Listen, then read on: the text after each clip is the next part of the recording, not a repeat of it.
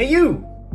Thank you so much for tuning in for the newest episode of the Monday Nyquil Podcast Show. I'm your host, SlowpokeFelitos, and I cannot waste any more of your guys' time because Lif3Hack is this week's special guest to kick the foot in the door for season 2 of the Monday Nyquil Podcast Show. And I gotta say, all of our special guests for season 2, we have a lot to talk about. Whether it's the follow for follow scenario, whether it's leaving people's discords, or even as a Twitch affiliate streamer, should we be still thinking about this as a hobby of choice or as a business? A lot more questions are going to be brought up in season 2 and furthermore because you guys have asked for that, you guys wanted this, and you guys are getting it in return by viewing this video or wherever you listen to on audio portions. Please leave a like and subscribe. It helps me out. Keeps the lights on here in the House of Slowpokes. But without any further ado, here's the episode for this week's season 2 opening of the Monday Nyquil Podcast Show with none other than Lif3Hack. Check it out. What a way to kick off season 2 of the Monday Nyquil Podcast Show. Ladies and gentlemen, I have here on today's episode none other than Lif3Hack. Lif3Hack, welcome into the show, my friend. Hey, thanks so much for having me, Slowpoke. Appreciate you bringing me on here. My goodness, man. I've been on the lurking of the side of watching your growth. But I check out your material and such, man. And Lif3Hack, I gotta say, you bring something to the table that no other streamers I've seen before. Is just energy whatsoever. Like the whole aura of your streams is just a wonderful time to be there. But before I even dive into any of that, please, may I ask, who are you and where do you normally stream, in what platform? That's a great question. Thanks, Slowpoke, and I appreciate those words. That was very kind of you. Hey everybody, I'm Lif3Hack. I'm a streamer over on Twitch is my main platform. I do put out content on TikTok and Insta Reels and YouTube. We're going to be seeing a little bit more of that, but mainly I'm a streamer on Twitch, and my main MO is just story-based games that I care about, so that I can take those stories and share them with my audience, while at the same time teaching a little bit about streaming. Little streaming's 101, and quite frankly, your TikTok videos and Insta Reels have really man, I don't know where to begin. I'll be showing little clips here as we're talking about this, but my friend, how do you even find the time to even construct the ideas of what to actually put out there for streaming content? Because most of the content I've been seeing there on TikToks, for the most part, have just been knocking out of the park with just related to streaming. What, in a sense, do you feel that drives you with that energy of bringing that kind of content over to TikTok? Oh yeah, sure. And I want to preface this with, I'm still learning. I'm still learning so much. I only started TikTok 5 weeks ago. I don't know. And it's been a ride. And it's funny because the first TikTok that I made was a TikTok about not liking TikTok. But I had the blessed opportunity to go and work with some individuals through a program called Stream Coach Academy. Okay. And so I was working with individuals, and I actually sat down with the guy, that was in our group for TikToks, and I said, hey, and we had a really honest conversation about back and forth, and it even got to the point of hey, I research. That's what I do. I go in, if I want to do something, I'm going to research it. I'm going to make sure I do it right. I'm going to make sure that I understand what works and things like that. And that's my approach to streaming as well. And so when I asked the guy, I said, hey, full disclosure, I did my homework. I went and I watched almost every dang TikTok that you have, because you're supposed to be our guy on this. Yeah. And not for nothing, I saw the numbers that you did well, but I've also seen recently where it's not going well. And he said it, and he handled it wonderfully. I was so grateful that he was willing to answer that question, because that's a tough one, right? Yeah, absolutely. I said, Slowpoke, you've been doing TikToks, and they're not going so well. How do you keep doing that? And his answer is perfect. He said, look, I'm putting out the content that I want to create. And if that resonates well with some people, that's great. But it's also a numbers game. And sometimes it hits, sometimes it doesn't. One of my favorite jokes is, I'm a baseball player. If I swing for the fences 9 times out of 10, I'm going to hit it at least once. Right. So, right, absolutely. With TikTok, my energy and things like that, lots of planning. Planning is important. I could not keep the schedule that I do and exist in society as a functional human being if I didn't. So every Sunday is shoot day. I will stream, and it's actually been going pretty well recently. I've been getting all of my content shot before I go live. That way I can enjoy my stream and hang out, and I don't have to worry about, oh, I've got so much work afterwards. Yeah. And saying it is just one thing, but like map out the routine for a Sunday of how much content you're recording, and then mapping out throughout the week. Let us know, man. So my Sundays are a little funny, and they're getting better. Right? So when I first shot the TikToks, I was told that the bare minimum is posting daily. Meaning to work well with TikTok, you'll hear people say 2 to 3 times a day. And my little sister actually does TikToks, and she's incredible. She posts a lot, but she's much cuter than me, so she can get away with that kind of stuff and doesn't, mine, I have to sit and I have to think about them and be like, is this good? And they're like, no. And I'm like, I'm going to post it anyway. Yeah. And so anyway, the first week I shot a video a day, and I thought that was the most hellish week of my life, because I was literally, I had a friend over, and I was 11 o'clock at night, and I was like scrolling through TikTok trying to get ideas. What am I gonna shoot? I don't know. And that was stressful. So I thought, how can I avoid that in the future? And everybody's like, well, batch your content, and then you just release it, one a day, and you don't have to think about it. I was like, that's great. I should do that. So that Sunday I sat down after I streamed, and I shot my content, and it took me 6.5 hours to shoot all my content. And for those of you people that are alarmed, don't be. That was my first time trying to batch content. And these are 30-second, you've seen them, 8 to 30-second clips, right? These are not long. It took me 7 hours because I didn't have a backlog of ideas. And so that was like another problem that I had to tackle. Okay, all right, how do I make sure I have ideas? Because I do not consider myself a creative person. That is not my forte. I can talk. Okay. I can make bad jokes. Right. I can play video games. I can do all that, but creativity is not where I've seen myself like excel. That is shocking. That is really shocking. The fact that you've been putting out content at almost at a daily basis, but like, that must have had something where like you had to naturally like learn and mold into like perfecting it, because within those 5 weeks, you've jotted it down pretty well, my friend. It's a muscle. You have to flex that muscle. I'll go to the gym and I'll lift with those muscles, but this is a different muscle that I don't have to practice with on a regular basis. In fact, at my job, I tell my boss to take as much of that out of it as possible. I say, look, I just want to do the X, Y, and Z. You take care of that stuff, okay? I'm not your guy that's going to come up with the next campaign slogan. Yeah. But that was my approach, and so I didn't have any ideas. So of the 7 hours of shooting, or 6.5, it was a lot of it was me going, what do I do? And so I thought, I don't want to do that again.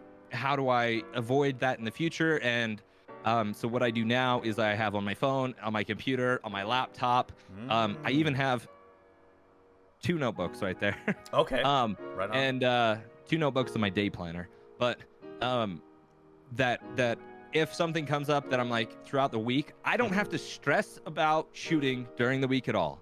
I keep that specifically to Sunday, and throughout the week though, that's my time to information gather. I'm on TikTok as a creator. I'm not on TikTok as a user, and that was different. My feeds looked differently when I looked at them from a different perspective. That must be challenging though, to try to not like force yourself into like that habit of scrolling up and up. Like it must be really difficult for you, right? Well, your feed becomes what you tell it to with TikTok. And so if I'm saying I want to see content creators, I want to see streamers, I want to see people that are making these videos that are new, I want to see the successful ones. Hot girls, get out of here. Just kidding. Those show up occasionally. Out the door. But like, get out of here. This is a man's only room. Because I live alone and no women will come in here. But for $1 a day, guys, please. But so what I'll do throughout the week is I'll actually just write down my ideas. Oh, hey, I liked this, and it could be the twerk song with slamming the door, it doesn't have to make sense to you guys or anybody else that would get a hold of my notes. Right. But that way, at the end of the week, Sunday rolls around, and I can sit down and I can just go, all right, what are we doing today? And I've got 20 ideas. I only have to shoot 7 videos minimum. And then I go ahead, I make the videos. I do them one by one, and there's maybe a better process to that, but I just go, all right, cool, we're doing this one. Cool, all right, angle 1, set up, go. Change the outfit. All right, angle 2, all right, change the outfit. Angle 3, okay, put the other outfit back on. That's another workout as itself, right? The only time I've actually done it that bad, I lost the video. Oh, man. So I don't go that crazy on most of them. And I've been actually waking up, shooting all my videos, like I said, and then going into it, because I've got it down to about an hour now. Where it takes me about an hour, hour and a half, maybe 2 hours to like parse everything together and make sure I've got what I want. But that's just for my TikToks. 5 weeks already into it, you're basically got it down to almost to a T. I mean, you're always learning through TikTok videos and whatnot, but that's just that.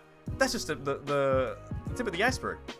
Lif3Hack, what got you into Twitch streaming? Okay, there's 2 answers to that, because there was, why did you start streaming?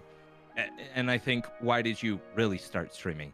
Because I feel like a lot of Twitch streamers start streaming just for the heck of it. You know, oh, I'm gaming, might as well stream as well, because that was my answer.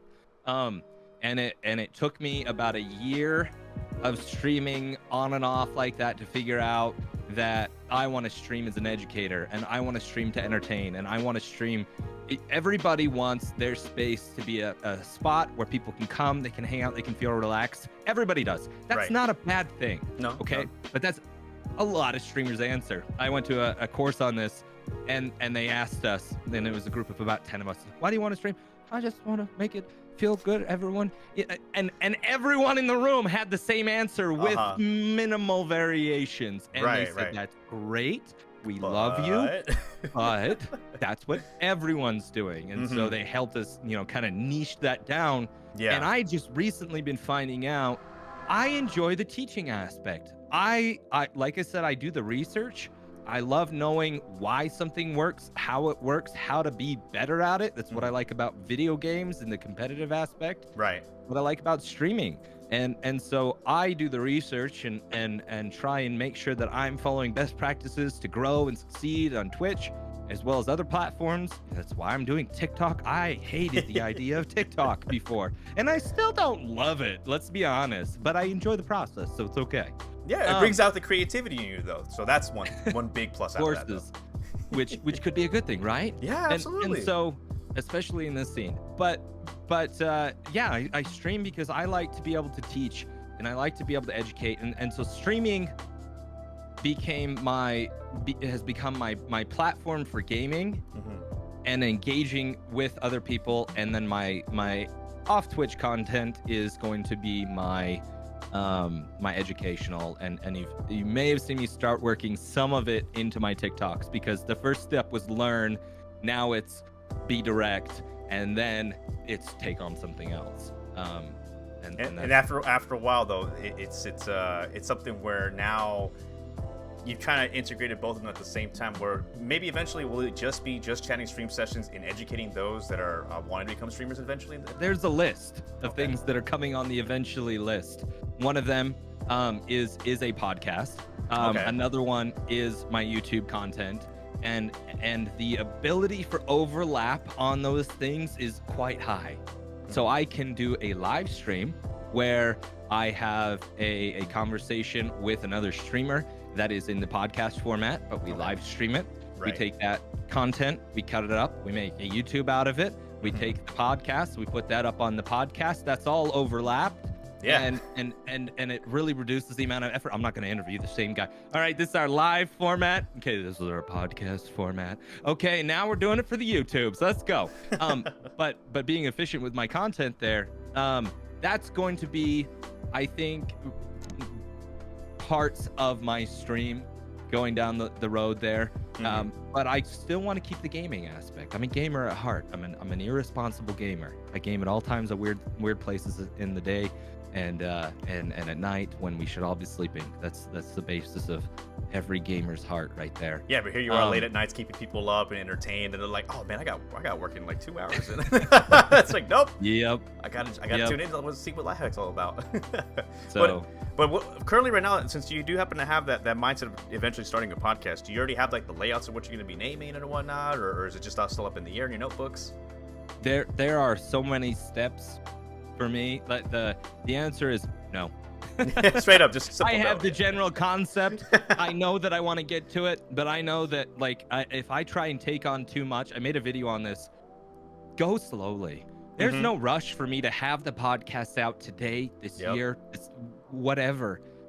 As long as I know the direction I'm going and I'm taking steps to get there. Like for TikTok, if I tried to learn how to do TikTok and learn how to do YouTube and learn how to do a podcast all at the same time, none of it's gonna happen. I have to take it a step at a time, and that's what I'm doing. I'm learning TikTok right now. After that, I'm going to YouTube to figure out how to make my YouTube videos, because that's a different content format than Twitch, and there's things to learn and to get good at. Editing videos. Who'd have thought? I just push a live button, you know? And because a lot of people really don't think about these things, where like the added pressure about editing videos, your layouts, your overlays, and like the webcam, like the filters of the lighting, all that matters. And like it does really take a toll, like mentally wise. So it's like you said, slowly but surely, take your time at it. There is no rush. If you're gonna do well, you'll do well eventually. It's okay. Eventually. And how eventually you got here to this I guess the way, if you're watching this in the video portion from YouTube, the layout that you happen to have, the crispy of the camera, the voice, like it's just anyways, I'm getting a little ahead of myself. What are you talking about? I've always had this voice. Right. Anywho, was this the original equipment that you actually started with to begin with, or was there something way before this? Not even close. Not even close. I started with I actually have my first webcam. It's the C920. It's still actually up on my it's another camera angle. Right.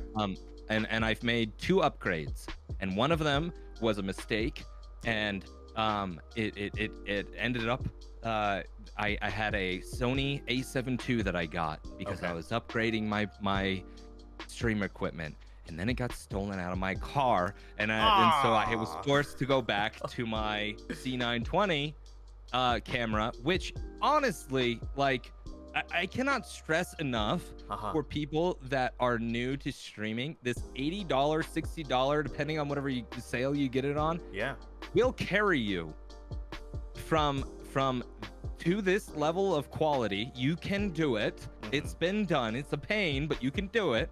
All the way up to the point where you need to make the jump for DSLR.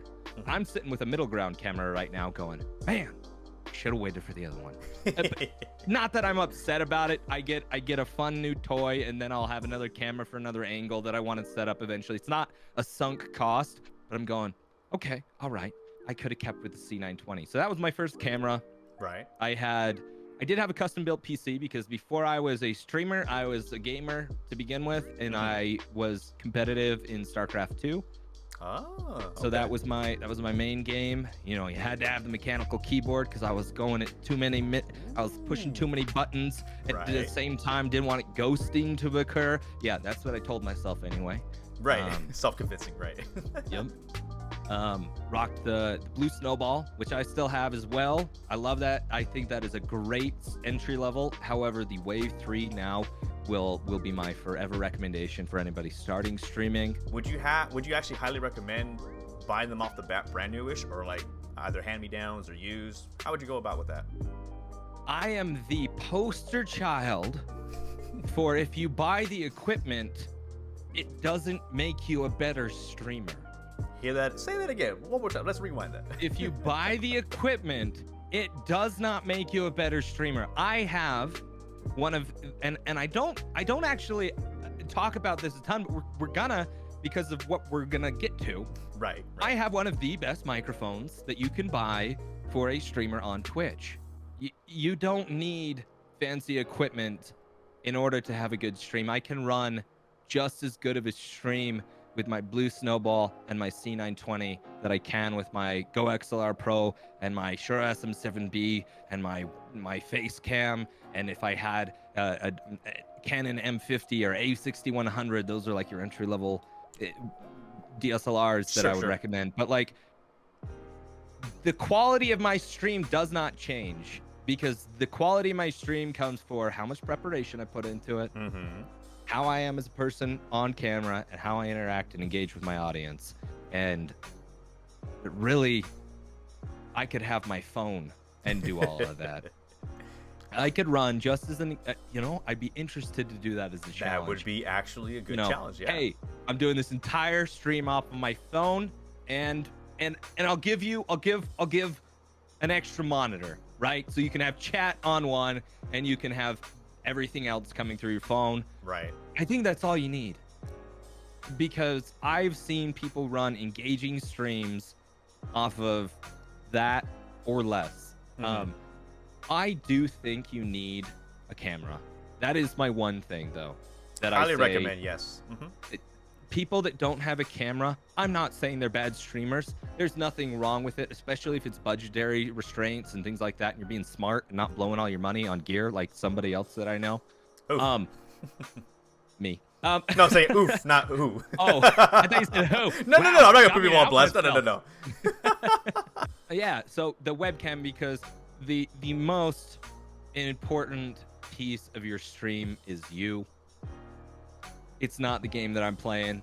It's not the people that are in my chat that they should be talking, and that's the most, like, I love my chat. I love my community. I love everybody that takes even a second to show up.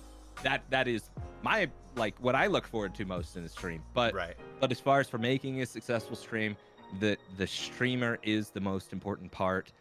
Getting to know your streamer, and the fact that I'm waving my arms around, or that I'm smiling, or that I'm very upset, and you can tell just that. Just a reaction, of course, yes. The animations, the facial expressions, you get to know me on a whole different level than just hearing my sultry tones come through the microphone here that weren't so sultry before. I learned so much through this process. I recommend it. I know there are shy people out there, and to that I'm saying I'm sorry, but that's the job you're asking for.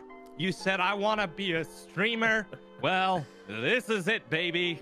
You and me right here. Welcome to the show. I use this sentence so many times, but the statement is, if you were interviewing, if Twitch held interviews, they said, no, never mind, nobody's a streamer anymore, and you have to interview for it. If you interviewed for the job of streamer, would you get it? And I think for a lot of people, the answer is no. Yep. And not because they are not amazing people. I've met some of the coolest people that have no business being a streamer. Okay. But it's not because they aren't incredible individuals. It's because streaming is a lot of work. It's a job. As much as you want to say it's a hobby, it's a job. It's a job. You are the director. You are the producer, the sound person, and yeah, all that accumulates to it almost, being a part-time job. And if you apply to a job and there were people applying with a webcam and there were people that weren't applying with webcam, it's gonna emphasize the decision.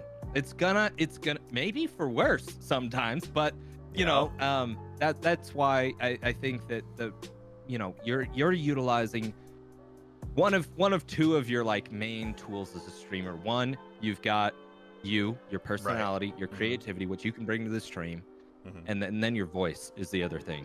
So obviously nobody's gonna go watch me play Kina Bridge of Spirits with no audio and no video. Some people might do it if there's video, but that would be weird. They say that audio, or that video, like the streaming is 90% audio, because you have so many people that are just listening, and you have so many people that are, and I know that's a little contradictory to what I just said of, hey, having a webcam allows them to connect. Yeah. And that's important, because if I'm at work and I'm listening to a stream, there are going to be times where I go, oh, what's happening? And I click over and I see the streamer, right? So they do go hand in hand. And if you have audio quality that people can't listen to, they won't stick around. And so your two arsenals are you and you in another format. Just visual you and vocal you. Highly those agree, are your two biggest tools. Highly agree. And I love how you brought just a bit ago the little topic of like it ended up being like a job. Do you see yourself already like with Twitch in general, like as a job per se, where like, you know, maybe now you're looking into a business aspect rather than just being a hobby of choice now? I do. And here's my thing, because I actually get a little bent out of shape when people say, oh, I didn't ever mean for this to be a full-time thing. Bullshit, okay? You didn't accidentally wake up and be successful. You had to plan that, okay? There may be exceptions, but for those people that are saying it's a hobby, knock it off, all right? Guilty. Be guilty. That's okay. I love the heck out of you still, but you have to work at this. You didn't hit me up today and go, hey, Lif3Hack, are you free in 5 minutes? No, we scheduled this a month in advance. We sure did. Because I'm busy as hell. And so we're busy as hell. Because we're doing things all the time when we're not live that go towards this. And if it's not taken seriously, like a job, like a business, you may succeed. But the way I say it is, if you plan, that doesn't guarantee success. But if you don't plan, you guarantee failure. Not a whole lot of people really like want to step in that eggshells of like, you know what, no, I am doing just a hobby of choice, and like, you know, I'm not thinking about but ultimately, yes, if you're seeing some revenue coming in, if you're seeing people buying your merch and stuff like that, of course you're gonna want to look at this as a business, because nowadays people just, you know, they don't even want to go to 9-to-5 jobs, or they're tired of the freaking working on weekends and such. What better way to make a profit out of something that you love the most and integrate that as a job of choice, where you can actually come into work, do what you got to do here on streaming, and then make some profit revenues. And then not only that too, it's basically a double whammy, where like you're entertaining not just yourself, but people are basically treating you like a show. They're treating you like any Netflix show that you pop up on an episode, let's say for example Friends or whatnot. They can just come watch you and be entertained and lose themselves for an hour or two. That's what you initially want to be, and then of course you're having that revenue coming through. It just shows that you're doing something right. And so Lif3Hack, I love how you're putting it out there that this should be looked at as a business as well. I'll add one caveat to this. Sure. And I think it's actually an important one, and I should chill a little bit. But sure. It's important to understand what your goal is on Twitch, because my goal is to be a full-time streamer, content creator, have this be my revenue. And that's why I look at it so aggressively there is only one way to look at this, if that is your goal, right? If I want one day to have 1,000 people in stream, yeah, you better believe that it's gonna have to come from some sort of planning, a specific direction, and a little bit of luck, you know, like that's also there. Okay, we're shooting for the NBA, the all-stars here of playing video games and live stream productions, and so we have to delude ourselves to a certain degree that it's going to work out, or we wouldn't show up anymore. Right. But the other piece of it is understanding what your goal is on Twitch, and I work with small Twitch streamers a lot, and so I have to remember my goal is not your goal. And so when I work with people, I ask them, what is your goal on Twitch? And I had somebody give me an answer. This was about 2 weeks ago. It was really good, because I had to stop everything I was saying and change it, because their goal was, I want to find some people that like the games I like, and that when I hop online, I have some people to play games with. And that is their definition of success on Twitch. And if they have that, they're happy. And to do that is very different than to monetize yourself on Twitch and make a living off of it. Very easily can we get you a group of people that like Rocket League, or that like Pokemon, or that's what Twitch does, is it brings people together in that aspect. And so if your goal is, I want to get 20 people, because and I qualified this with the individual. I said, hey, that's like 30 people. If you have more than that, you won't really be able to pay attention to them. Right. And so, you know, or at least the very, very minimum, you're going to be meeting that goal quickly. And it's not, all right, what's my next goal? No, I've already made it. I'm winning at Twitch. You know, that's my goal. And so it's important for anybody else that listens to this and hears this, identify what your goal is on Twitch. If your goal is to be a full-time creator and streamer and to be the next Nick Merckx, first of all, don't. And second of all, Nick Merckx is great, but I'm never gonna be Nick Merckx, no matter how hard I try. I'm just not gifted enough to play shooter games. Not a Nick Merckx, but a life hack. But a life hack. And don't be a life hack. Be whatever you are that fits a need for somebody else. If you can find a need that you are filling for them, you're gonna do well. If you are doing what everybody else does and just playing games and talking, you're still doing more than most. better than nothing, yeah. And I love how you brought up the goals part, because one of your goals most definitely was to reach the Twitch affiliate. How long did that end up taking you to get to that goal? Yeah, so Twitch affiliate happened out of no reason other than I was jealous is the wrong term, but let's use that. Envious, okay? maybe? Envious, that's a better word. Still slightly got an edge on it, but one of my good friends, and I've told him this story. This is not me repressing emotions, but I've told him, I said, he came to me and another friend that we're all close gamer friends. Sure. And this was back in my, hey guys, I'm live. Do you want to come watch me on Twitch? You know, hey guys, I'm live. Will you pull me up? Yeah. I know a lot of things because I've made mistakes for a lot of things. So, he came and he said, hey guys, this isn't a big deal, but it means something to me. And he showed me his Twitch affiliate offer. And I went, I'm better than him. And that sounds so bad. But I love this guy, and we've talked about this. And the answer is, you're being truthful. That's awesome. Okay, sure. I talk to my chat. He doesn't talk to his chat. I'm consistent. He doesn't do. You know, it was not a great emotion. Okay, and so it was jealousy. It was jealousy, of course. Okay. Don't sugarcoat it. Don't sugarcoat After I've thought about it, been through therapy, talked it over a few times. Okay? Sure. Yeah.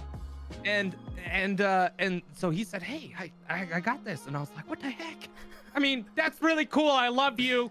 And it's good for you. But I want to be affiliate now. And so that lit the fire under me to go. And I streamed aggressively for 30 days. And I got my it. gosh. And that is the worst way to get affiliate. That is the worst way to do it. Don't do it that way. It's bad. It doesn't help you. By the time I met the other requirements, I was like, oh no, I've been streaming to 0 people for 45 hours. And that's just, oh no, I'm going to dig myself out. Right. And luckily I got some good streams going and things went well, but that is not the way to get affiliate, people.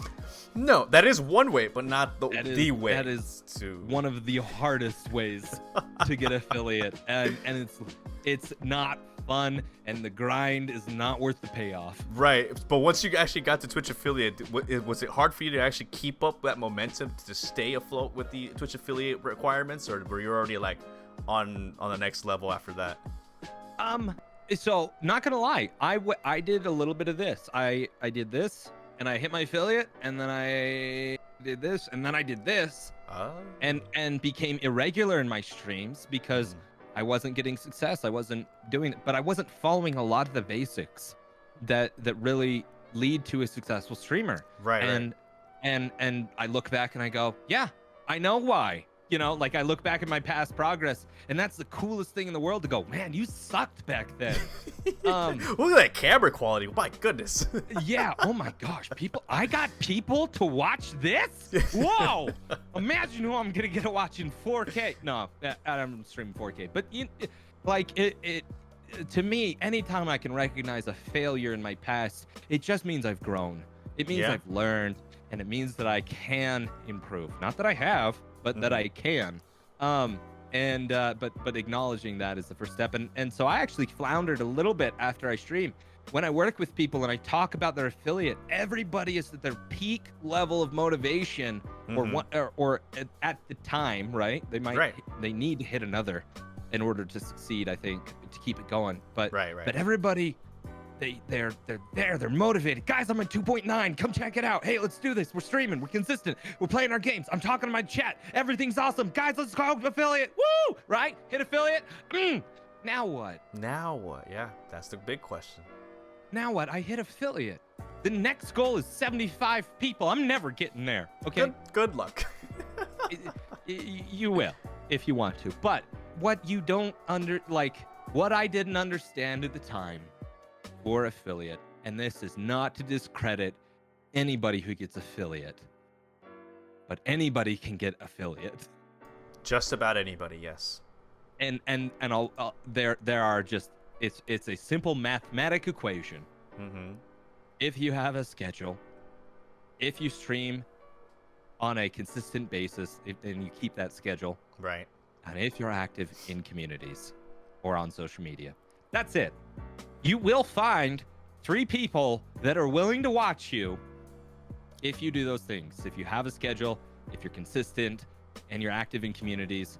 And that last part, some people get real lost on, because we get into follow for follow, and you get into different aspects that, oh, I posted 3 times that week in the Discord. What'd you say? Hello. What'd you say after that? Nothing. Nothing. Well, who'd you talk to? Nobody. Well, what relationships are you building? I love how you brought these actual hard questions that a lot of people really don't like to talk about. And I guess just the comfort of we're doing fine. Let's not bring these subjects up because that's nothing we want to talk about. But I love how you brought this whole follow for follow and whole boasting on Discord, links and stuff like that to begin with, because I really do feel that these whole follow for follow things, at one point, the rookie mistakes, or I don't know if you want to call it rookie mistakes, but almost like it's the norm that you start out with hey, you know what, yeah, follow this, follow that, because you kind of don't know how to, the ins and outs of becoming a streamer, what it's all about. So it's gonna come that naturally, but then after a while you're gonna realize that, hey, you know what, that actually does not work, because you may end up having a follow, you get a follow back, many weeks, months pass by, you lose a follower in attempts that that person that unfollowed you doesn't notice that you unfollowed them back, if that kind of makes any sense. So that way their numbers go up and your numbers are down, but hopefully they don't realize by the time you actually reach to a certain degree, it's bonkers. Yeah, and it's, I mean, the pathway to hell is paved with good intentions, right? Yes. Nobody goes into follow for follow. Well, most people don't go into follow for follow maliciously. How do I grow? Oh, hey, if you follow everybody on this list, everybody else will follow you. Sounds great in concept, right? On paper, yeah. And then you learn a few things, oh wait, people have to show up to my stream? It's not about the number? Oh, okay, all right. I mean, the number does look nice, but yeah, the numbers.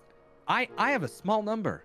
I have 400 and some odd people that follow me.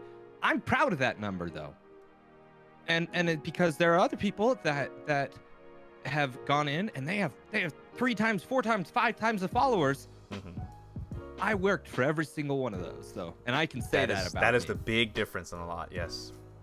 Not to say that if you've done it, you haven't. I've talked to several people that they're like, yeah, I started this way and then I learned, which is all Twitch is about, right? Or streaming. It's a learning curve, of course.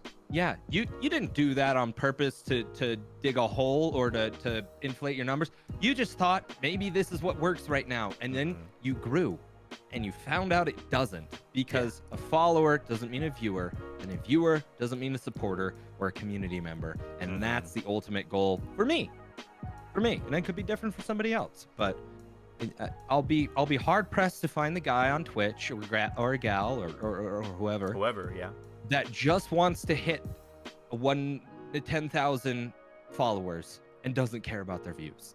It's not gonna happen. So follow for follow is an interesting tactic that we've all either seen or heard about. And the funny thing is, the more invested I get in Twitch, and growing myself as a professional, as a streamer, as a coach, it is, I don't care. I care less about it. Oh, there's a bot that followed me. Oh, that pissed me off at the beginning. That's a bot. It messed up my number. Hey, my numbers are going to take care of themselves. All right. Right. Well, of course, with I guess with the follow for follow topic, I for a good minute was in the support for support tactic, where I didn't see it until only a little bit after that it had a negative stigma on it, where it's almost like a follow for follow thing that doesn't work in that way. But I think I was rewarding it to where I was literally actually supporting other streamers. I was supporting small streamers and, like, you know, FaceTiming them, messaging them, seeing how they're doing, you know what I mean? It's like going the extra mile.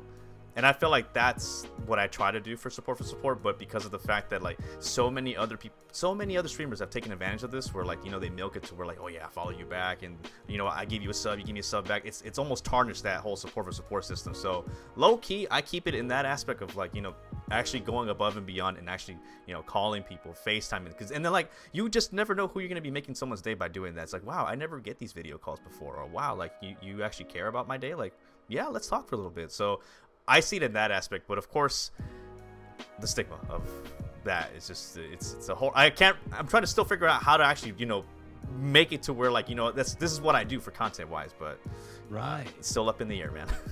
Support for support is a sneaky one. It's a fun one to talk about because we went follow for follow. Ugh, we don't want it. I'm not part of that group. Get it out of here. What we do is support for support. And it's not follow for follow. We're support. Now, there are people that do this very well. I've worked in communities that is their whole thing, and I love the heck out of them. And the cool thing is, in those communities, they grow as well, and they learn, hey, wait a minute. This is kind of the same thing. and even I've gone, oh, did we accidentally do that? Oh no, like, you know, you feel bamboozled. We tricked ourselves. Even right. We thought, you know, because on the surface that can be interpreted so many different ways. I supported you, but what did you do? Oh, I had you pulled up with 18 other Twitch streamers. That's great. Were you supporting them? Oh, I was giving them a number. Huh? Did that make them better?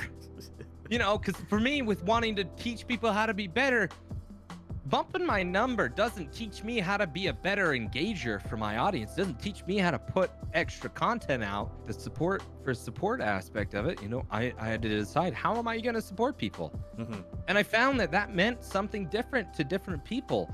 Yeah. And that ultimately it allowed for a scenario that just invites the wrong type of people. Mm-hmm.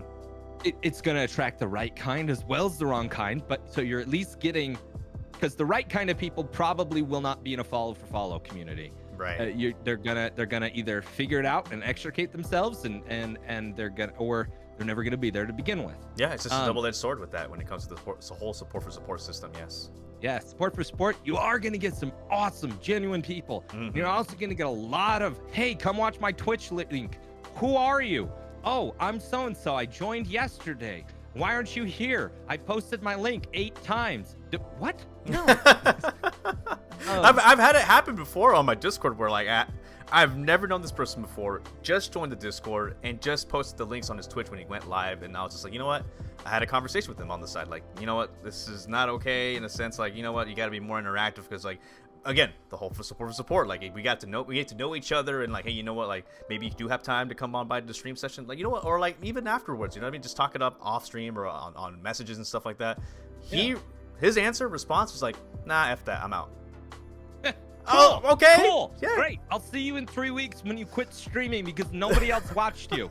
All right? I'm going to go, oh my God. Okay. It's just like, okay, well, the trash took out itself. It's like, okay, well, I mean, it's nothing that I can do after that. You know what I mean? I ain't got time for that. Okay. No. I got 7 TikToks to make today. So what is that line in the sand draw, for example, if I wanted to paint you that scenario where just a specific person starts to, you know, just post links on their, going live on your Discord and stuff like that, and does interact with your community, where does the line drawn where enough is enough in your take? I want to clarify that not doing it my way is not wrong. No. It is how I think I have addressed the problem. Mm-hmm. You're not allowed to post Discord links in mine. In my Discord, it's not there to post your links. It's there to hang out, watch anime, get to know people. You know, selfishly, it's about me. But like, it's not there to advertise for people. Right. Because if the only reason you went viral is because you were able to post in Lif3Hack's Discord, we're never going to see that headline, because it's not going to happen. Like, that's not why people do well. The people that do well and get clicked on because they go live are the people that are active in the Discord. They get to know them. You care. Relationships are built upon on getting to know somebody and caring about them. And if you don't care about a person, I'm never clicking on your link. I don't care how pretty it is or you are or whatever. You have to care about the people. And I just found so much ingenuity. That's not a word, but we'll roll with it. Yes. We're making up words here, right? I've seen so much disingenuous actions, and I've seen the ramifications, right? I've talked to people that are like, man, I thought they were my friend, or man, I thought we were getting to know each other. And for me, I have some thick skin. I'm going to take it on the chin. I'm going to move on. I'm going to shrug it off, but that's not everybody. And it breaks my heart to see somebody that I know has a good heart realize that. That was a conversation that I had with somebody, and when it clicked for them that they were dealing with disingenuous people and they realized it, that hurt me to see that that an individual that I cared about just realized that there are people out there that are going to use them and their notoriety or their just ride the wave. Ride the wave, the networking patterns, and like, you know, just take advantage of them. And it is a heartbreaking lesson that one must actually go through. I would hope that someone would actually go through, not to say that, you know what, it's gonna happen to you, but like if it's something where you learn from it, the better that is, because you learn that so early on in your streaming career that later on it's just to be something where like, you know what, I'm sorry, you gotta go. You know what I mean? Yep. Examples like that. I don't let people post in my Discord. There are times and places where people are like, hey, can I post this link for this? And I have to stop myself and I go, hold on, wait a minute, because you asked for the line in the sand. I had somebody actually reach out to me. Sure.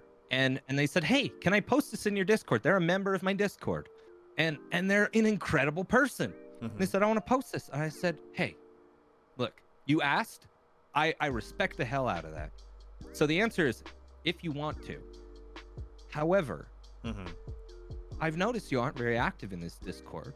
So I wondered, do you expect that there is going to, you know, and I asked, what do you expect the outcome? And to this streamer's credit, they gave me a world-class answer. They said, you know what, Lif3Hack, you bring up a valid point. I probably wouldn't get anything from this. It would probably be better posted here so that I get more engagement.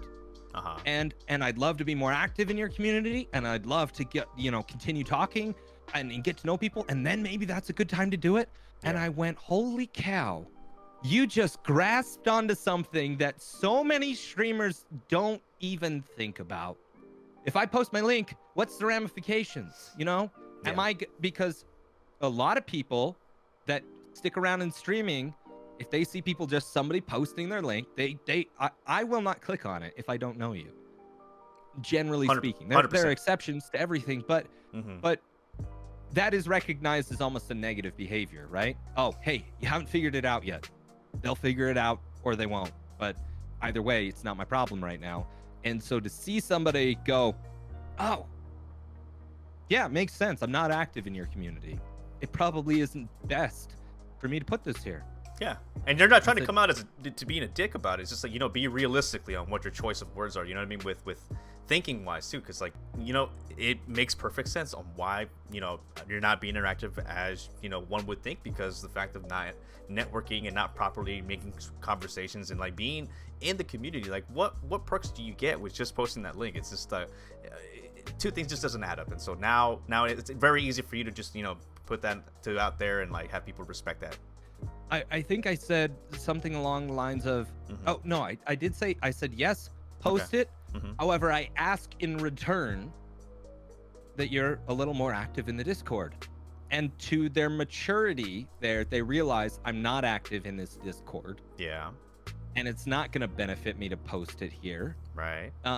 And that reaction was like, I have so much respect for that person, because they're thinking differently than most other people that are brand new streamers, and I think that's awesome. Oh, and what I will tell other people that are looking to build Discords is figure out what value you're providing, figure out what you're offering to your community. Why should I make a Discord? Why is it time to make a Discord? I don't know. Why? Because so many people go, oh, I have to have a Discord community. I will fully admit, no problem admitting this, I made my Discord way too early. I did not have the community even on Twitch to bring into my Discord, and then when I did get a few, I tricked a few of them. I said, hey, it's a real fun place, let's come hang out. Okay. I got there and it was just a few random channels being like, hey, this is the just chatting section and this is the anime lovers section, and you know, the ones that you see everywhere. The cliches, and I talk to other streamers and I coach them and I say, you know, I have to look at myself with the same lens that I would with a coach, or if I was coaching somebody, and somebody said, hey, is it tough running a Discord? And at the time I had an opportunity where I was working in a moderator position in a Discord, so I didn't know how to answer that question. Right. I said, it's not terribly difficult, it does require time. However, you need to have value behind it, and at the time I did not have value behind it, and so that would be one of my pieces of advice for anybody considering making a Discord. Figure out why people would want to spend time there,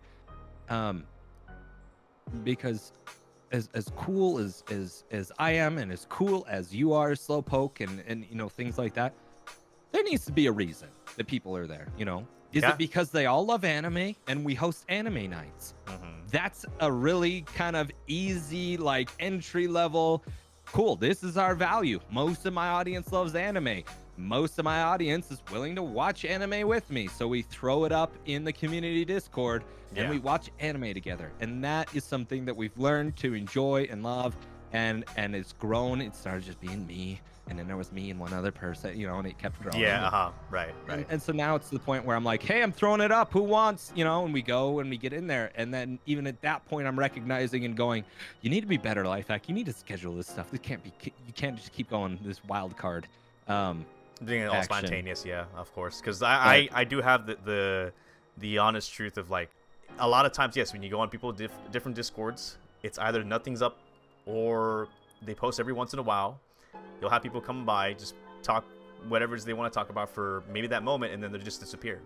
And then they're still putting on their Discord or their Twitch links, and it's just like, well, I'm not sure where we're at this moment. So I'm at that same, I'm on the boat where, like, I'm still trying to figure out what to put on there, or even if to keep Discord in general. And it's kind of hard to keep people that entertainment, that value, because you, as myself, I do a lot of posting on Instagram. I do a lot of posting on TikTok and whatnot. It's already enough as it is through those platforms. With Discord, it's just there, I guess, just for voice chatting at the moment, you know. Hey, and that's okay, especially if you're recognizing that, right? Because I thought for the longest time, no, I want my net to be like this, so that I can get as many people as I want, and that led to people coming to my channel and not knowing what the heck was. Who is this guy? I don't know. He streams everything and he talks about anything, and he doesn't, you know, he'll stream at any time, and there's no rhyme or reason. Nothing of it makes sense. And so when you start niching down, and that's what a lot of people at my point in my career, you'll hear them talking, hey, you need to have value. You need to niche down. You need to have your target audience. It's the same with your community, because if you can understand who your target audience is, if my target audience was anime lovers, let's go with that. Sure. If my target audience was anime lovers, and I talked about anime on stream, it would make sense that I also did anime stuff in my Discord, because then I'm providing value. I'm saying, hey, we can hang out here. You can talk about anime. It's cool. You get to see my face. You get to hear my voice. We get to hang out. It's fun, right? And then we get to go to the Discord, and you get to talk about anime, and you get to watch anime, and you get to recommend what favorite show you want to watch. And those are all different ways that you can tie a community together, and you can you know, go, okay, how do I let people lead in my community? How do I let people have choices in my community? How do I let them feel like they're part of a team and an actual community, not the dictatorship of Lif3Hack? Right. Because if I just go in and I file 1,000 people into my Discord, and then I go, cool, here's the announcement. I'm going live, guys. Come on in. It's time. The cowbells are ringing. Ding, ding, ding. Let's go. Everybody into my Twitch channel. And that's the only thing. They're going to leave. They're not going to stick around. Okay? That herd is just like, nah, exit that way. Loud. There's cowbells in here. We don't like it. Okay? Yeah.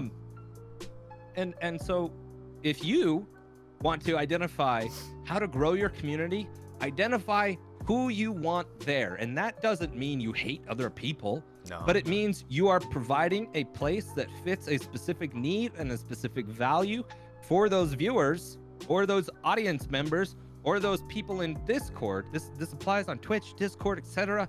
If you know who you're creating content for, you can make things that are valuable to them. And if you make things that are valuable to them, they will stick around. They will engage. They will talk. They will view your content. They will participate. They'll probably become your friends, which is a lot of people's goals. I love meeting people this way. And if I didn't provide something of value, it could be at the very base level, I'm playing the game they like. They you know, hey, he talks to me and he plays the game I like. That is a base level of value that a streamer can provide. And you know, so that I don't need this to be a nebulous concept of, well, I'm helping the starving children in Africa and that's the value that no. Like, individualize it and then let those people be your people, because that's who you want anyway. And now, some slowly but surely rapid fire questions. Do you consider boneless wings chicken tenders?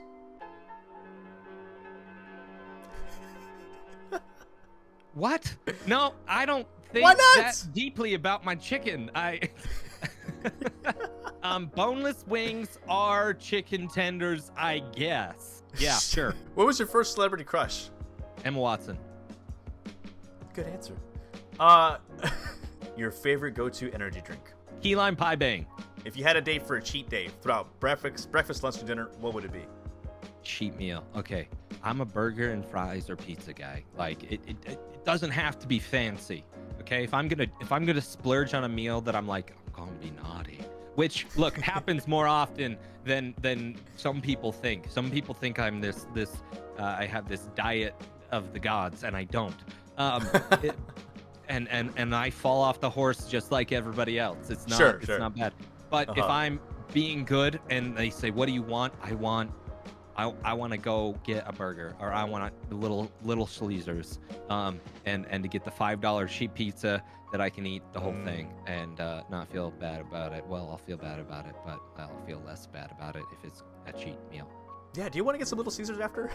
Yeah, right. Let's go. Let's go. Wait, I thought you were sponsored by Domino's. Domino's, sorry. What would be the worst place to take a date to? Olive Garden. Why? I've done it before. It was a horrible idea. We didn't know if we liked each other or not yet. We found out we didn't, and we still had the meal to come. What was it, the unlimited salad and stuff, or what? No, I ordered a chicken Alfredo or something like that. And then, like, it was very apparent. Good person, nothing wrong with them, but it wasn't going to work. And then I was like, oh, and the main course hasn't even come yet.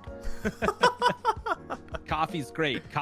You can get in, you can get out. You know what? The coffee's gone, I'm gone. Or the coffee's gone and I'm still there, and that's a great sign. For all your single people, there you go. Take some notes right there. Coffee date is the best date. First date. I don't know that we need to be taking single advice from me. For the last question here, Lif3Hack.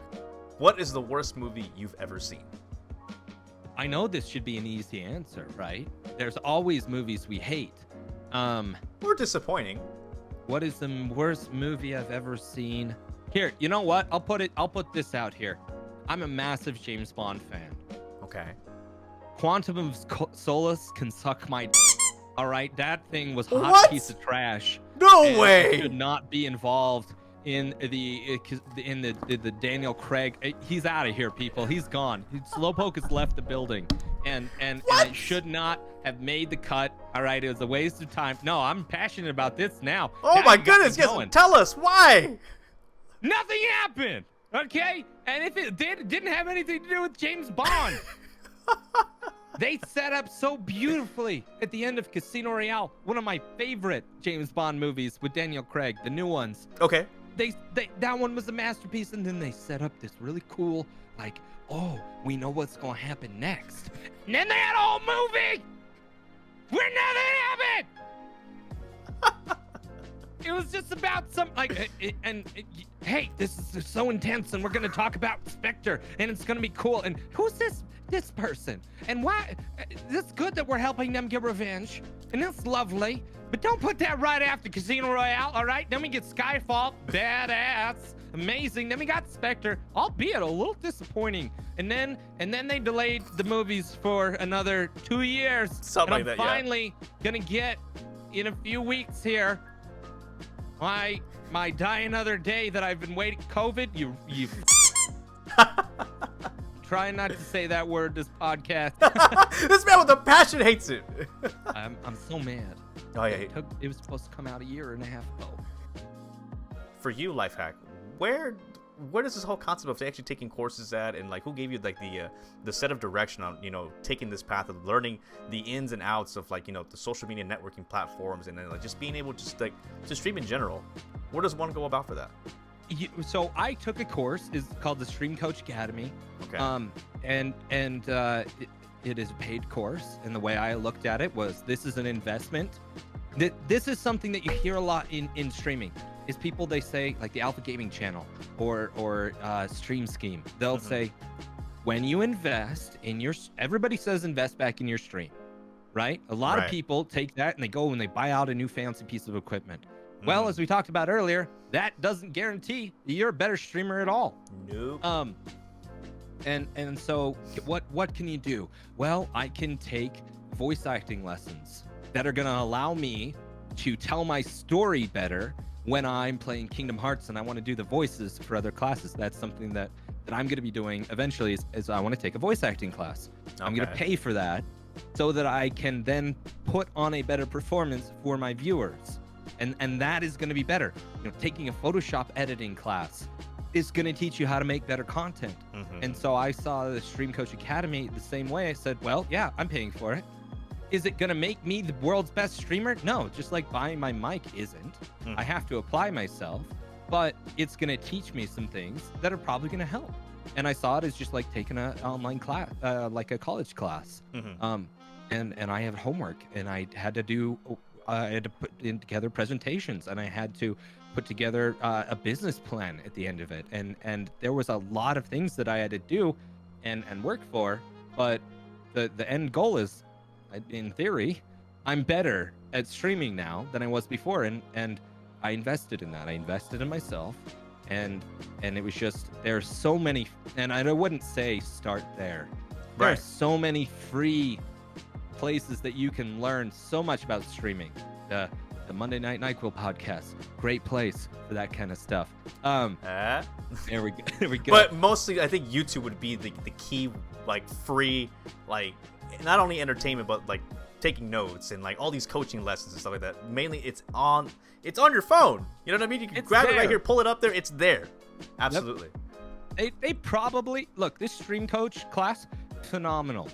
They expounded upon things that I wouldn't have been able to get from a YouTube class. So I'm not saying it was not a valuable. It was very valuable. But there is 90% of what we talked about I could have gotten off YouTube. Right. Hey, have a schedule. That's one of the things I say all the time. Am I the only one that says that? No, that I could pull up almost any Twitch. Hey, top Twitch tips. That's a tongue twister. Yeah. For new streamers, right? You better believe it's gonna tell you to have a schedule and be consistent. This is not revolutionary knowledge that I'm dropping on you. I'm sorry, my ego is huge. I'd love to claim it. That was not a thought. No, it's just like you have a unique aspect into looking into putting in work through the streaming life that you currently have, and the way looking at it as a business, and the way you're going to be giving your all. into, you know, the college, the classes, the voice acting and such, you're not only looking towards just streaming wise, voice acting is in the near future for you. And that's really cool to have as a goal too on the side, because normally a lot of people, again, I've said this before, where you just turn on the camera and then you hopefully hope for the best of like your personality itself, because I believe these classes are more of a confidence booster, and then like more of like that I don't want to say ego, but it's an ego booster too, I would say. Maybe, I don't know. I got my ego a little knocked when one of my coaches that I worked with said, "Lif3Hack, Instagram is for pretty things, pretty people, pretty pictures, pretty food. Are you putting out pretty content on Instagram?" I went, "No." He said, "Well, maybe that's not where you spend your time." That was a hard pill to swallow then, huh? So maybe my ego got taken down a few pegs, but it was, they had a great point, right? Right. They're not telling me I'm an ugly person. They're saying, this is what the platform's for. Are you going to utilize it the best way? You got the analogy of that, yeah. Yeah, but I do think that these things allow me to be a better streamer and to learn and to grow. And that's what I love about streaming more. If I wasn't learning and growing along the way, if it was the same thing day in, day out, I hit live, say I did well, you know, I wouldn't enjoy that the same, because I wouldn't be teaching people, I wouldn't be learning, I wouldn't be growing, and that it just wouldn't be you, right? It wouldn't be me. Does streaming life take any time out of your outside streaming life at this moment in time? Maybe. Okay. And I'll regale you with this story. Sure thing. Take it away. So, I'm a single man.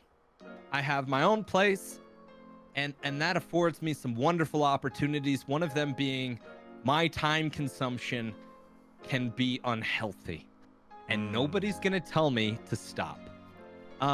Where it does come into play is dating. Okay. Because when you date,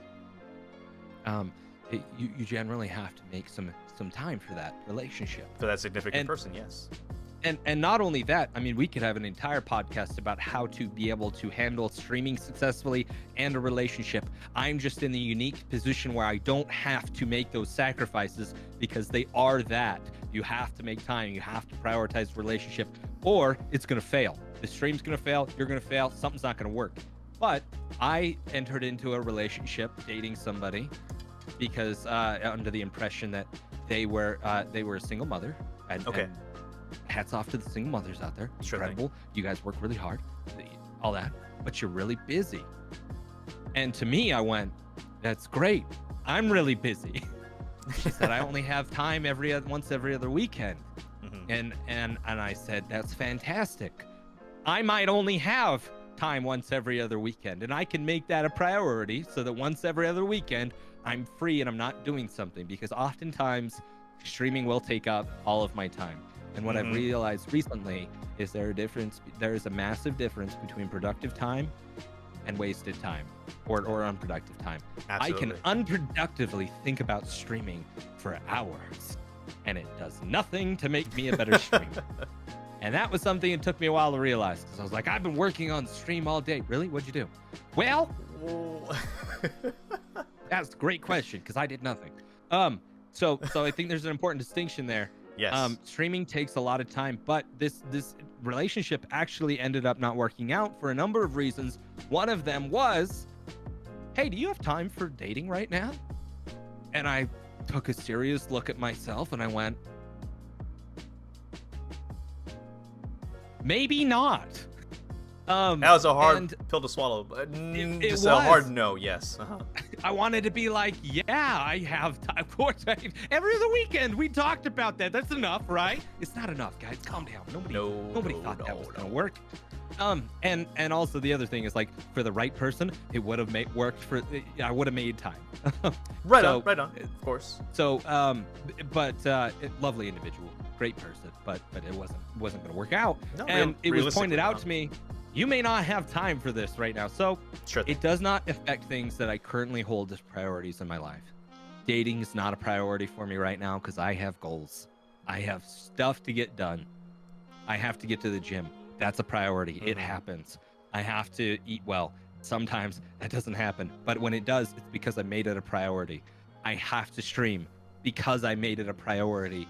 And something that is recently in the last year of my life been discovered is, and this sounds like a basic concept, but there are only so many hours in a day, and I can only devote my time. Just the same with relationships. You can only handle so many relationships at a time that you can invest in genuinely. I can only focus on a few things. I have so much bandwidth that gets taken up with work, the gym, my hobbies, and socializing with friends, and that's all I have time for. And learning that was okay. And I didn't also have to be a poker pro, and I also didn't have to be an aficionado, and I didn't have to be writing songs, and I didn't have to be making friend group arrangements every 3 to 5 days, and getting out of my comfort zone and doing this. It was like, no, what's important to me? Yeah. Well, streaming is important to me. My health is important to me. Bettering myself is important, and I've that's enough. I've got work that also is mandatory because it allows me to do the other things. And learning to say no, it's okay. You may not have time for dating. No, it's okay. You can't learn how to be a pro golfer right now. Yeah. No, it's okay. You're not going to write a book tomorrow. I'm not going to write a book anyway, but maybe, who knows? Maybe, who knows? Learning to be okay with that and going, no, I'm letting myself be good at what I want to be, what's important to me. And I'm not letting other things distract from that. Was a big step for me. Yeah, and I would actually like to share with you. I am actually in the opposite, where I'm in a 6-year relationship where it kind of took a toll, where my obligations weren't set in stone. I was being very selfish in focusing on mostly a lot of streaming. I'm mostly with my friends. I'm mostly with just not important to my obligations. And it took a toll in a relationship where the fact that, we took a break, and it was a much needed one where, it was more of reworking the layout structure of like what's going to be your main priorities, because if at this rate, if we're keeping going just a same conversations of like, hey, how's work or how's your stream, and then that's it, something's about to blow up where like it's not going to work out perfectly fine. So currently right now, yes, I'm going to the gym more often.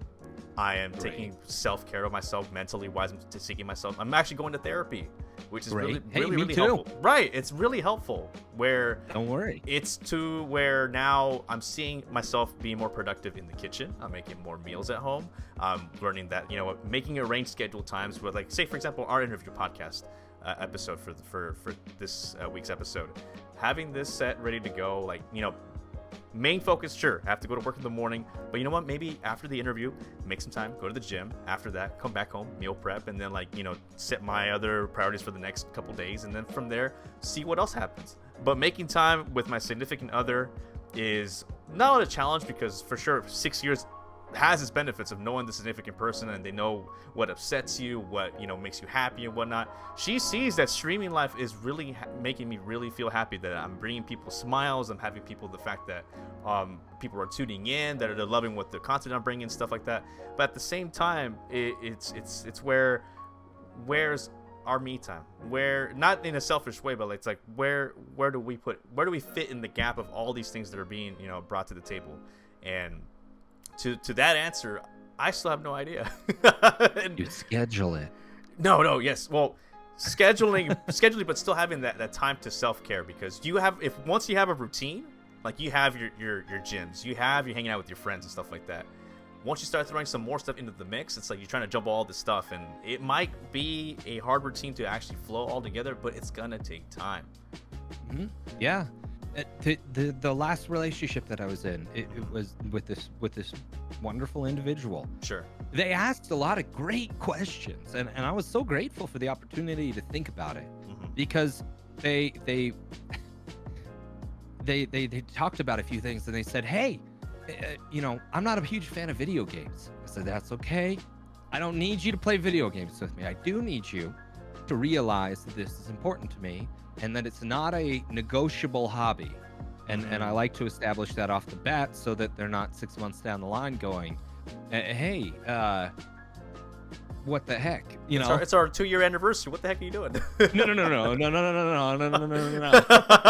Because the next thing is the only way it works in relationships, because I've seen relationships get strained. I've been in my own relationships when I was younger that video games did or did not work in the relationship, and streaming is really tied to that. But the important things that I've taken away from that is communication is key.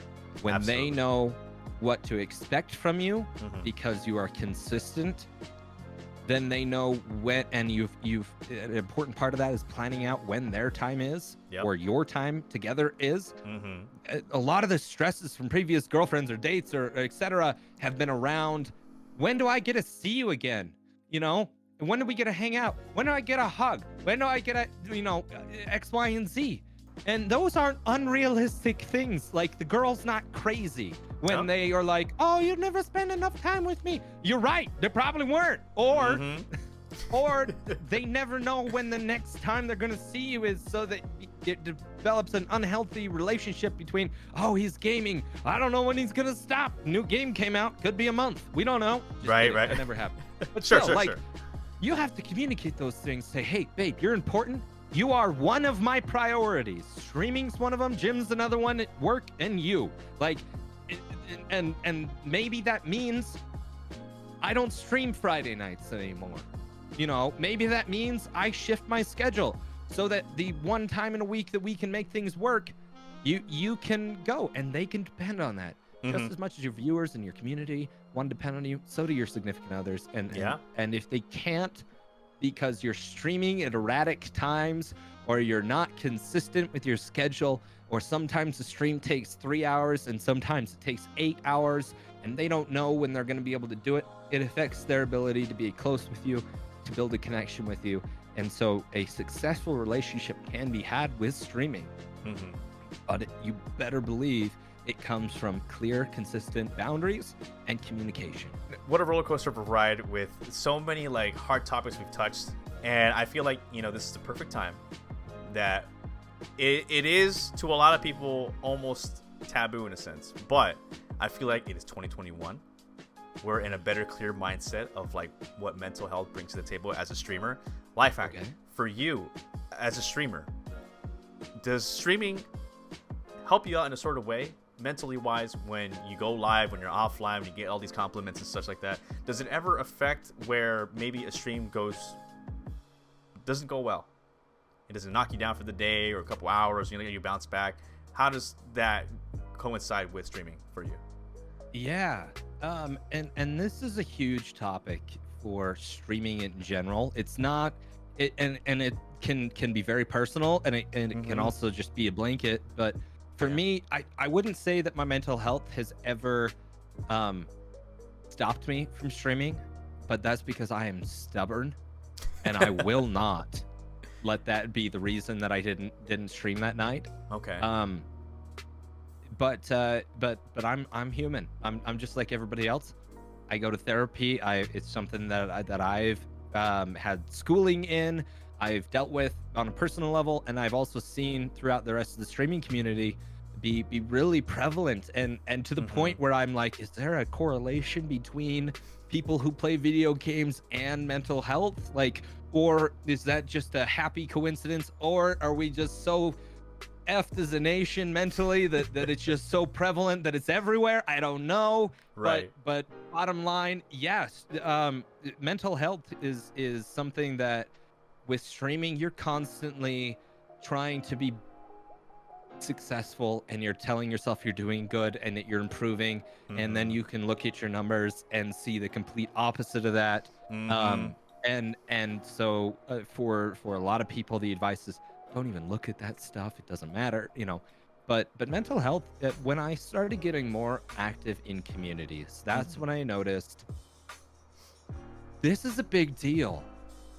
And the thing that I've come to is it's a big deal, and very few people that are talking about it are qualified to talk about it.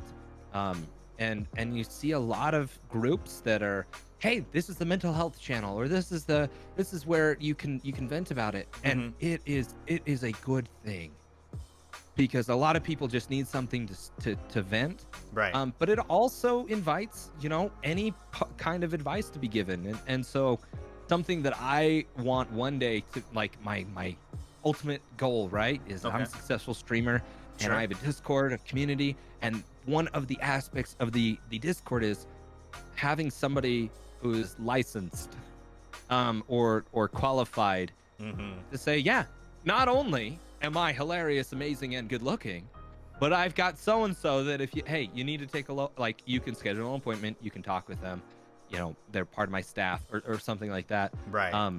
And I've even thought of it to the degree of hey, there's got to be like a graduate program. They've got to do, volunteer hours. Maybe I can get them to come and talk, and even if I do a podcast with them, hey, can you talk to me about how I should engage with these? Because a lot of the times, like, it is not uncommon to get to extreme scenarios with individuals that you meet, because sometimes they're at their wits' end, sometimes they don't know who else to talk to, sometimes it's easier to talk to me or somebody else say no, because they don't, it's there's a level of disconnection still, as much as I want it to be, hey, you and me, we know each other, right? We're buddies, you can tell me anything. They come and say, hey, Lif3Hack, X, Y, and Z, I'm not doing good. And there is a turning point at which I say, that is okay. Here's the number. I'll make that call with you. I don't care, but this is beyond me. And I think that step needs to be really clear for a lot of people when we talk about mental health in streaming, because the best intentions can come from giving advice and talking through people, but we don't want to enable unhealthy coping mechanisms. We don't want to enable poor habits that teach, okay, every time I have a problem, I need to come to the Discord and vent it, and that fixes my problem. No. You need to be able to fix your own problem, and not that there can't be support and love and caring that goes into it, but like, ultimately, people need to learn how to deal with that themselves and cope and push through that. And it's not always that simple, because this is not a light subject. This is not an easy thing.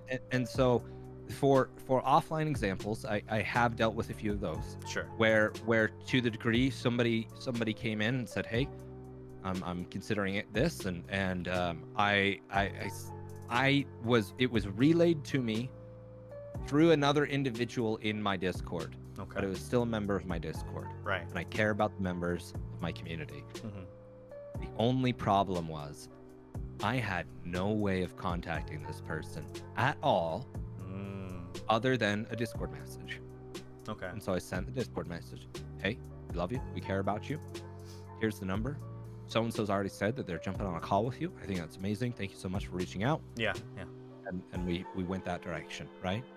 And that is how I think that it should be handled for the majority of scenarios, because I have some thoughts, I have some opinions, I even have some of them based on research and knowledge that like through, I've taken social working classes, I've taken psychology classes, and so some of my schooling is behind that, but that doesn't make me qualified to handle every scenario. And so I think that anytime we're faced with those kind of scenarios as streamers, it's our obligation to make sure that we are not giving false information, creating a negative coping mechanism, and that we're making it known, hey, I love you, I care about you, I can empathize with not these negative emotions, right? Me specifically, I dealt with a lot of them, so I can understand them from that. Yeah, you can relate. That aspect, I can go, yeah, I know what it's like. Yep. All right. Now, and then the next step is what's important, and I think that the next step is, here's the number. I'd love to, it sounds like you're having a tough time, and let's get you chatting with someone. There are so many scenarios in which people even have the resources, they just don't know it. Most employment programs have an EAP program, which is Employee Assistance Program, and it's code word for therapy. Yep. It's, hey, you need help? They've built it in. They don't call it therapy though, so some people don't even know they have it. Yeah, I remember that's hearing true. about it for years before somebody was like, yeah, EAP, and I was like, oh, what's that? And they're like, it's an employee assistance program. If you need to talk to somebody, you can do that. It doesn't cost you anything. X, Y, and Z. 5 visits for free or something like, Right. Yeah. It helps, especially in crisis times, which is often where people are at when they come and talk to me about things. Okay. And so that step, hey, let's get you the help you need, right? That this is not something that I can fix, and I care about you. I want you to do it. So making sure they know that they're loved, they can be here. It's okay not to be okay, but that they are doing something about it. If they're not going to do something about it, I've never gotten to this point. However, I think my position would be, hey, I love you. I care about you. I want you to get the help. Here's the number. If you don't choose to do that, I can't continue talking to you, because I can't support negative behavior. And you know what? I'm willing to admit that might not be the best way. Somebody might comment about this and say, hey, you know what? That does the opposite. I'm not saying I'm perfect in this. Right. And that's my opinion and how I believe it should be handled, because it lets them know I'm not okay with you making unhealthy decisions for yourself. Yeah. I support you. I love you. I care about you, and I want you to get the help. And then for anything else, whether it's mental health or talking about things in a chat that they're bringing down the vibe and you've talked about it. I had somebody else that relayed an experience to me where they said, hey, they pulled him aside. They said, hey, I've noticed that you're talking about X, Y, and Z. We've addressed it, and they go, oh, well, I want to bring awareness to X, Y, and Z. That's great. Not in my chat. And sometimes it's that blunt, because you as a streamer, you are responsible for what happens on your stream. You're responsible for what people are being said in chat. If there are sassy messages going back in my chat, even my most beloved audience members know that I'll get on them when you get a little too saucy. And hey, it's not the kind of stream we run here, and they had to this person had to go even the step, hey, not in my chat. And they said, well, where am I supposed to do it? Not in my chat. Not in your chat, yeah. That is not to say that they don't care about you, but that is not the appropriate place to be bringing up this issue or something like that. Because sometimes it is a level of appropriateness. If somebody needs to talk to me about some emotions they're having, my stream is not the place to do that. They can say, hey, Lif3Hack, going through a tough time, I need to DM you. And I'll be like, hell yeah, let's chat. Because that is the appropriate way. And then from there, it might not be. It might be, oh, yeah, you're struggling. I'm sorry, buddy. Let's get you that, let's go to the appropriate place for it. Right. And continue with that. Are we in the appropriate place to have this conversation? So plain and simple. I mean, the fact that you're going about of not sugarcoating it, but at the same time being almost genuine about it. You know what? Let's probably talk outside of this streaming, or you know what? I think it'd be okay if someone were to, for example, I've come to your streams a few times where I'm like, you know what? I'm kind of having a good day, or I'm being stressed out, but you know what? I'm over here to be, I know I'm gonna have a good time. I know I could lose myself a little bit, and you know what? My problems will still be there, but the fact that I'm genuinely having a nice time hanging out with you and your community is something where someone should really take a backseat of that, so that way they can enjoy the moment and probably chime in even with the conversation that's happening during the stream, so that way, you know what, at least through that motion, maybe afterwards, hopefully DM you up to explain more of the situation. But yes, that's a great way to approach that, though, from your sake. All right, final questions for you, Lif3Hack. Someone who is barely going to be tuning into your stream for the very first time or getting to know you, how would you describe yourself as a whole? I would say the first thing they're probably going to notice, if it's a good day, is my energy. I like to keep things upbeat. Life beats you down. I like to bring it up and keep it going. That's not for everyone. Some people find it obnoxious. That's okay. But that's what I bring to the table a lot of the times. So that's going to be something they're going to experience on my streams, like I said, on a good day, because I'm not perfect every day. But that's a prominent theme. People just They think I'm a little over the top sometimes. You know, you might have seen it here during the podcast a little bit, but I like to go through story games, and the games generally have good connection to me. So like Kingdom Hearts, when I first played Kingdom Hearts, I was in the hospital, and it created a really special game for me. Not for everyone, but it's something that I like to share with people as I play the game, and being able to share those experiences with my audience is something that I find really special. Is lots of energy, some fun story-driven games, and you might pick up and learn a thing or two along the way as how to be a better streamer. Yeah, and that's wonderfully said, Lif3Hack. I would like to give this moment for you, basically give you the floor to announce your future projects, where people can find you, who you are once again. Ladies and gentlemen, Lif3Hack, the floor is yours. All right, everybody. Thanks so much for listening. My name is Lif3Hack. You'll find me at Lif3Hack everywhere but freaking Instagram. Lif3Hack with a 3, by the way. Yeah, the things that are coming down the road, I'm going to be putting out more content towards streamers and how to be a better streamer. Those are going to be coming on my YouTube and TikToks, as well as there'll be places that you can come on when I'm live and ask further questions. That's something that I love, enjoy talking about. And so always willing to do that. But that's me. That's where you can find me. And thanks for having me, Slowpoke.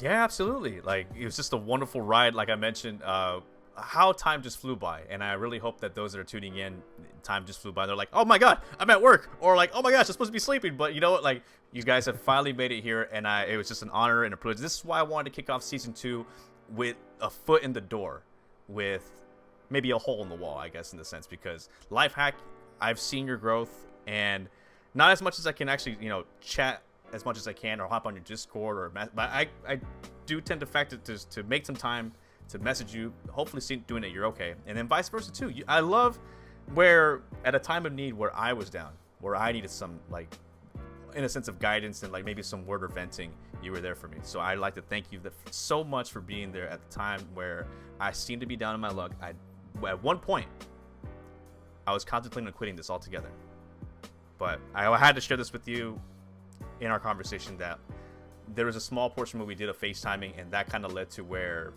you know what, like, just seeing him and his aura of energy and like the way you're wording, and that, you know what, maybe you can actually make time to do all these things. Maybe there is such a thing where scheduling, you know what, should be no excuse. That I'm glad I had that conversation with you, and I'm really so glad to have you here on the very first episode of season 2 of the Monday Nyquil Podcast Show, my friend.